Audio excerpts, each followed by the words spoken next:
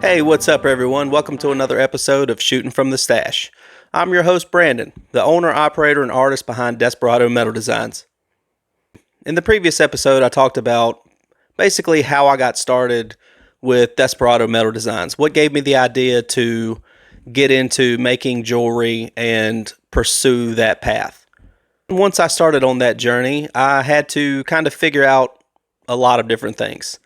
The jewelry part was kind of easy at that point because I knew what all went into making, rings and necklaces and things like that. But the hard part was basically, how am I going to promote this? How am I going to get this out to everyone? I absolutely have no background in marketing or anything like that. The easy way for me to go about it was basically starting out in social media. Your Facebooks, your Instagrams, TikTok wasn't really around at the time, so that really wasn't in the equation. Etsy was around also, so that was another one that I tried out. But again, if you don't know how to market and get yourself out there, it's kind of hard. And without any real references of how I was going to do that, for some reason, the only thing I could think of was going back to trying to do music. And with music, the old school way is passing out flyers through, just doing posts on Facebook and Instagram, stuff like that. So in keeping with that same theory and mindset, I basically had the idea, like, I need to start booking shows. Like, that's the next step. I need to find some shows to do. I'll start out local and try to branch out from there. And that's my next step. So with that in mind, I finally ran across a show that was advertised as locally owned, handmade, handcrafted, true artist, things like that. And I thought, wow, this is perfect. Now I got to get my ducks in a row. I'm going to book this show, and this is going to be the start. And that's exactly what I'm going to talk about today. But before we get into that, let's go ahead and roll that intro.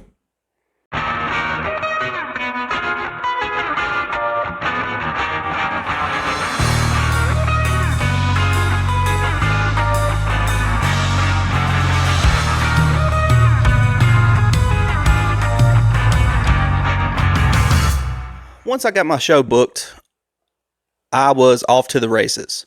I'm always trying to think ahead as much as possible, and I knew, okay, it's an outdoor event, so I have to find me a good tent. I've got to find me a table. I've got to find me some chairs. I've got to either make or find me some jewelry displays that kind of go with, my overall theme and look of everything. I had ordered my tent, got up all my supplies and everything that I was going to use for the show. And I remember I was so excited to get all of this stuff lined up, and I was really excited for it being my first show. I was really looking forward to, kickstarting this journey. I remember when my tent came in, I had actually went out into my front yard and set the thing up by myself, because I knew that eventually I would probably have to learn how to set it up by myself, because I wasn't always going to find someone that could come and help me with that. So I wanted to make sure that I could set it up on my own, and that's exactly what I did. I just went into the front yard and set this tent up. The neighbors are driving by looking at me like, what is this guy doing? But I wanted to make sure that I had that covered. And then the next thing was my table display and how I was going to situate all of that stuff. I had a couple of jewelry boxes that I'd kind of halfway found and then kind of stained and distressed and beat up and kind of made them my own. Set the table up, the tablecloth, all the jewelry boxes, so that I knew exactly what it was going to look like when I set up at the show. So I set all that stuff up, took a picture, I had a reference, I was ready to go. It was booked for 2 days. It was going to be a Saturday and a Sunday. So I'd reached out to one friend that was going to help me on the Saturday, and then I'd reached out to another friend that was going to help me on Sunday. The night before, obviously, I was super excited, super nervous, super anxious. I didn't really know what to expect. It was my first time doing this. Definitely did not get a lot of sleep. As the night passed, I had my setup time, which I think was around 8 o'clock in the morning, and I drive out to the space, pull up, I look for my space that I was given, and I was able to unload everything, As I'm waiting for my friend that was supposed to show up on the first day, I waited a little while, and it started getting really close to the setup time, because most shows that you book, you have your unload time, you have your time that's supposed to be set up by, and then you're off the property so that people can start coming in and either finish setting up their stuff, or the customers and browsers that show up early to kind of look around before the big crowd shows up. So as I'm waiting for this friend, it's kind of overcast, and I'm thinking, oh man, I hope it doesn't rain. And of course it starts to mist. So once it starts misting a little bit of rain, that's when I realize I've got to kick this in gear. I can't wait for him. I've got to get this stuff set up so I can at least have some shelter for myself. So as soon as I get everything set up, I've got my tent up, my table's set up and ready to go. My chairs are out. I've got a little sign that I'd made, and I'm going to throw up a picture right here so you guys can see what the setup actually looked like when it was all ready to go. The friend still hasn't shown up, and it begins to mist a little heavier, and that got me a little worried. Finally, I want to say maybe about an hour after everything was set up, the show had officially started. Seen a few people kind of trickle in. Definitely wasn't a big crowd or anything like that. I think everyone was kind of thinking the same, that it was going to rain and they didn't want to be out there in this big open field like that. So the friend finally shows up, and even though he wasn't there to help me set up everything, I was at least glad that I could have someone to talk to for a little while, because no one was out there. I guess with the fear of rain, even some of the vendors didn't show up. They had their tent set up from the night before, but everything was covered. They didn't even open. So we're just kind of sitting there hanging out. And about 30, 45 minutes, maybe an hour at the most, the friend looks at me and goes, well, I've got some other stuff I need to go and do. So, good luck to you. Hope it goes well. I'm out of here. And I was thinking to myself, like, oh, you've got to be freaking kidding me. I have like 8 hours to sit here. I thought I was going to have someone to talk to. I'm in this field. It's starting to rain. I'm doing this first show. I'm really nervous. And my help for the first day bails on me. So that sucks. But I didn't complain, because he at least showed up, and I was thankful for that. Even if it was, for a very short period of time. And not long after he left, it really just starts pouring down rain. And I was so bummed. I'd spent so much money, spent so much time and effort getting all of this together. It's my first show. And of course, my terrible luck, it rains. I will say, although it rained, I was actually really surprised at how many people, a lot of older people, were just out there just walking around in this rainy, kind of wet field, just looking around just to see what we actually had out there. Definitely wasn't anything that I knew I was going to be making money on, but it was at least nice to see people walk around that I could speak to and have some kind of interaction with. So that was kind of nice. Literally the entire time I was there, it basically just rained. And it was rainy, and it was cold. The wind kept blowing. I'm in this field, and it was dark outside, and I just sat there and just waited until it was time to go home. That was one thing that I had set in stone when I first decided to do shows, was if you pay for it, show up, set up on time, be as professional as possible, and you stay until it's time to leave. Whatever that time is for them to pack up and go home, that's when I was going to stay till. And I did learn later down the line that not only was that just a rule that I'd set for myself, but it's a rule that makes sense, because there was a lot of times where I'd seen people, just didn't have a lot of traffic coming through, and people were just packing up early, leaving, and I stayed the course and ended up getting a couple sales that really helped out, in the last hour, 30 minutes, sometimes even 5 minutes before the show ended. I'm still making sales that really helped, because before that, it would have been nothing. So that was something that I'm glad that I kind of adopted and stuck with even up till now. So the show's over. I kind of close up the tent. They were actually going to have security on site at this particular show, so they said I could leave my stuff there, and I was thinking, like, thank God I don't have to pack all this stuff up and then come back tomorrow and do it all over again. But I closed everything up. I left for the night and crossed my fingers for a better next day. So down to day 2. I get everything, situated and back in order, and I'm open and ready to go by the 8 or 9 o'clock open time. Completely different weather. The sun was shining. It was really warm outside. It seemed like almost overnight that just the grass had dried up. It was still a little windy, which wasn't a big deal. It was like 85 degrees or something like that. It was pretty warm outside, so the breeze coming through was kind of nice. I didn't complain about that. I don't think anybody did. But, the weather was really nice. By the time everything is ready to set up, the friend that was supposed to be there the next day, he does call me to tell me he's going to be a little late, but he does show up. And I have to give a big shout out to my boy, Jay Tizzle. He came through, and he actually stayed for the entire show. So with the second day and nicer weather, I actually seen all of the tents were open that day. On the row that I was on, it wasn't as much handmade stuff as I would have thought, especially considered that that's how it was presented. But I was like, well, that just makes me stand out a little bit more. I do remember that some of the stuff that they had, there was a guy there that made handmade wooden bowls with like really cool turquoise inlay. There was some people that had like custom metal work and stuff. And then you ran into your normal, what you see at every show, like Scentsy, some candle makers, other types of jewelry wrap stuff, things like that. With the weather being really nice, the crowd started showing up, and I was kind of getting my hopes up. There were people all over the place. Everyone seemed really happy to be there.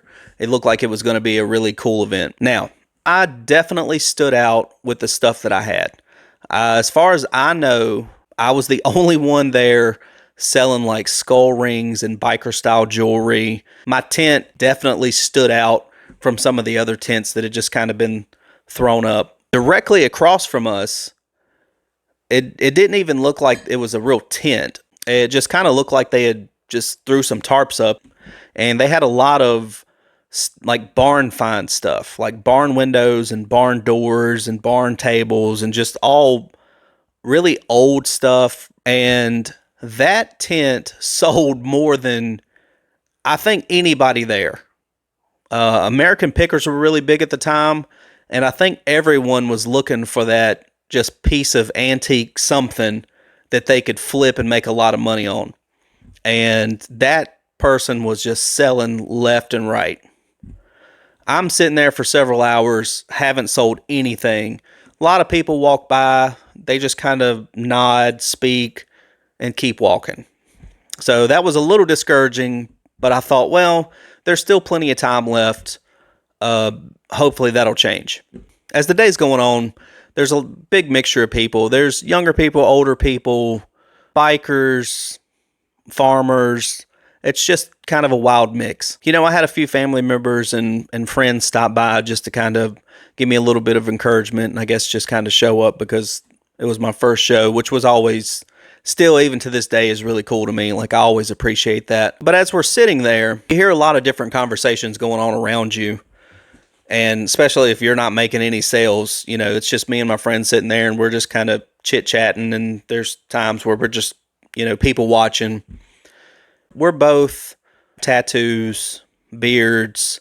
We're sitting here at a tent that's got, skulls everywhere, kind of real aggressive looking jewelry. I do realize I stand out with everyone else that's around us, which, it's fine. I don't look at that as a bad thing, but I do realize that, some people, especially being, in a small town, some people don't really care for that. They kind of look at you funny, give you the side eye, things like that. So as we're sitting there, I hear about 3 booths down from where we are, I hear an older gentleman. Every time someone says, "Hey, how you doing, sir?"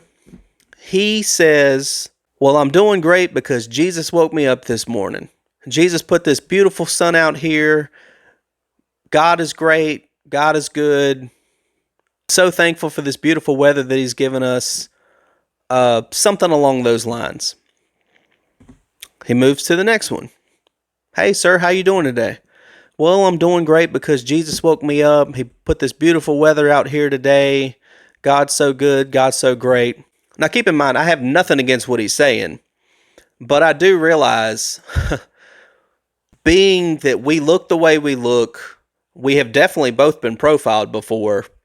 I'm just thinking, oh no, when he gets to us, we're going to get a sermon.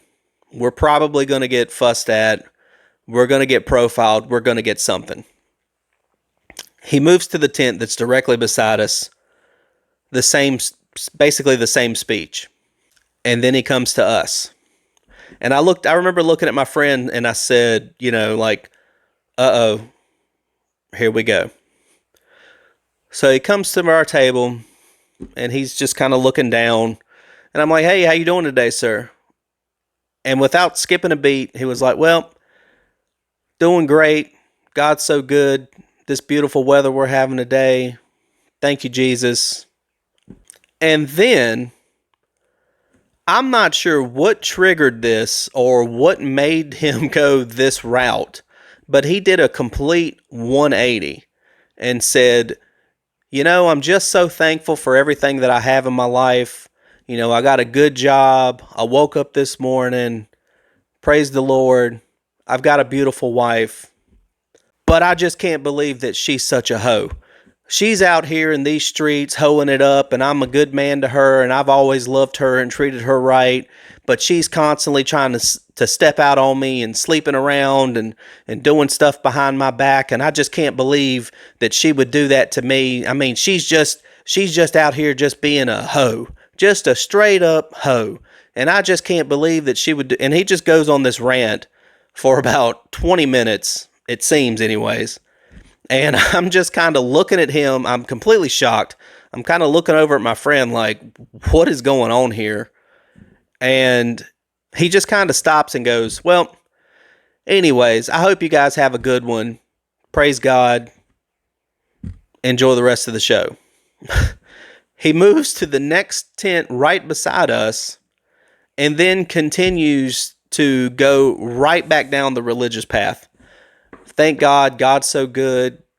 Thank you, God, for waking us up. He never gives anyone else that story that he gave us. He didn't give anyone else that spill that he gave me and my friend. And I'm just thinking, what in the world just happened? What did we say or do to give this guy the green light to just unload? I guess he just really needed to get that off his chest. So after that, we started seeing more people come through, and I'd ran into a couple other vendors, and they recognized obviously the mustache, and they had seen my booth set up, and they were asking me what I was selling, how I was doing it. I was asking them the same thing, just kind of networking a little bit. Several people that I talked to was just kind of a little frustrated with how the sales and stuff were going, but I learned really quick, like, that's just how it goes. Sometimes you show up to a show that you do really well, and then sometimes it's just a bust. And you can't ever really tell until you just show up and do it. So, as I'm sitting there talking to these people, I remember the wind started blowing really hard. I didn't realize how easy those pop-up tents are to catch wind and just completely shoot off like a rocket. The wind's just out of nowhere starts blowing like crazy, and me and my friend are just, we've got a death grip on this thing trying to stop it from blowing away. It does end up bending my tent, which I was so bummed. I'm like, man, this is a brand new tent. I spent a lot of money to get it. First show, and it's bent already. That's great. What else? It's getting a little bit later in the day, and I do remember there was one person in particular that had stopped by, and she was kind of looking from a distance. She kind of gives me like a double look, and then kind of walks closer and starts looking at the table, and she's asking me about, like, how much things cost on the table. And what it's made out of, just normal questions. And she tells me, she said, you know, you have probably one of the nicest looking tents here. And at first I said, oh, well, thank you. I really appreciate that. But she followed with, but I have to say it's a little intimidating because it is a nicer looking tent. And I just assumed that you would be really expensive. And I was afraid to stop by and look at it because I didn't know if I could afford anything. That kind of hit me as like, oh no, I didn't even think about that. I'm just trying to look as professional as possible, put in all this time and effort to look the best as I can. I didn't think that would even be a consideration. So then it made me think like, oh no, how many other people thought the exact same thing that this woman thought? But, what can you do? But she was really nice and, complimented my stuff, and she got a card, and she did actually contact me afterwards. I do remember making like a couple of custom pieces for her after the fact, which was another thing that I didn't think about, was even if you don't make the sale at the time, it doesn't mean that they won't come back later for something else, which is always a great thing to happen. Another thing that I learned doing this show was before the show, I made sure that I had plenty of change, cash-wise. It didn't even cross my mind that more people would be trying to purchase stuff with credit cards. And I did have a lot of people ask me, do you take cards? Well, when you tell them no, the first thing you hear is, oh, well, I'll see if I can get some cash and swing back by. 99% of the time, you're probably never going to see that person again. So that was a purchase that I'd made the very next day. I remember I drove out of town to get a card reader. That was the very next purchase, was that card reader, so that wouldn't happen to me again. I would have my bases covered for the next show that I was going to do. So we're getting closer to the show being over. The crowd's really dwindling down. It's just a few people here and there. And we have these two older ladies walk up to the tent. One of them decides to stop and look at the stuff that I have. The other one's completely not interested. She's, kind of standing there with the friend, but she's looking around, doesn't even really speak to us. But the lady that's looking, she's really friendly. Hey, how are you doing? Good. Hope you're doing well. Hope you've done well today. She's going through the jewelry boxes and looking at all the different types of rings. And she's looking at the different necklaces. And I had some keychains at the time and just looking at everything. And she gets to this one particular necklace that I had at the time that had a bullet with a hand holding it. And on the bullet, it was engraved, your name. I'm not sure what triggered me to do that design, but I thought it would just make for a cool design. I'll throw a picture up here so you guys can see what that looks like. She's looking at this necklace that I have, and she's like, "Oh wow, that's really cool. That's unique. But is it a bullet that the hand's holding?" And I was like, "Yeah." And she goes, "What's engraved on it?" And I said, "Your name." My name? I said, No, not your name, but YOURNAME, your name. Oh, that's clever. I see what you're saying. Well, that's really cool, but I better not buy that. I better put this back. And she kind of gives us a funny look. Just the look that she gave us, kind of struck me as odd. So I said, well, if you don't mind me asking, do you have a story with that? And and the friend kind of grabs her by the arm a little bit, and the woman proceeds to tell us, I used to live such and such, and I had a husband that was a real SOB. I mean, he was just a real piece of crap. He treated me like crap, used to get drunk and beat on me all the time, and one day I'd had enough, and I took a 38 and I shot him. And then I went outside, threw the gun under the porch, and I got out of there. And I'm completely shocked, just kind of slowly registering what she's saying to me. I'm kind of looking at my friend. He's looking at me. And as soon as she finishes that sentence, the friend kind of grabs her by the arm and she's like, come on, we need to get out of here. We need to go. And she was like, okay, yeah, we need to get out of here. And they kind of just walk off, and I'm just completely stunned. I didn't know what to say then. Still kind of don't know what to say now. She didn't say she didn't say whether he made it or not. She didn't say if she shot him in the leg, in the foot, in the arm. She didn't really say that, and I'm glad she didn't say that because I don't want to be a secondhand accomplice to that. But I do remember looking at my friend like, what did she just say? Did she just say what I think she said? And he just kind of looks at me and he goes, yeah, she said that, but I don't know what to make of it. And I said, I really don't either, but I'm glad she didn't give us any more details. After that story, me and the friend, we got to sit with that for, I don't know, maybe about an hour or two, maybe, until the, show came to an end. Me and the friend packed up the tent, loaded everything back up, and that was the end of my very first show.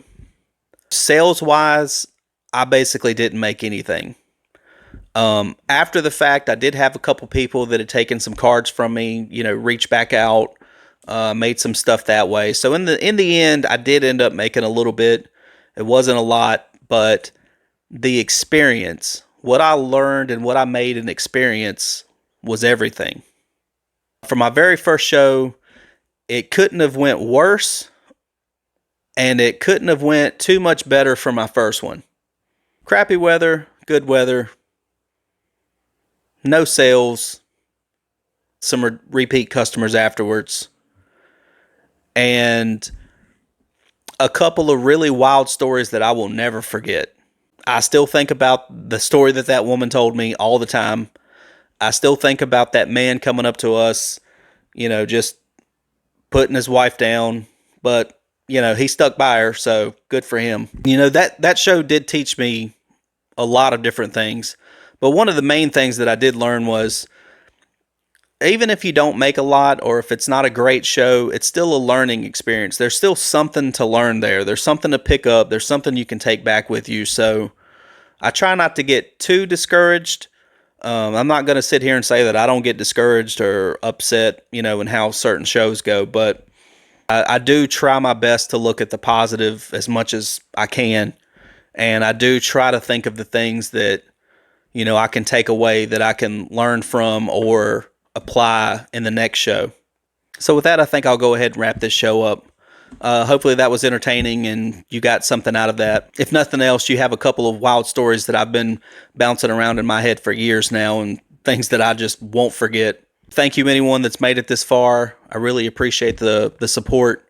Really appreciate the support from the video before this. If you guys like the content so far, if you could just throw me a like, subscribe if you'd like to, bell notification, throw a comment. I'd really like to try to grow this channel. I really like doing this, and I want to continue to do more, give you guys some more entertaining stories and a little bit more of an insight as to what goes into doing the small business thing, running shows, any and everything in between. But again, thanks for watching. Thanks for checking it out. Until next time, I'm Brandon. This is Shootin' from the Stache. Cheers.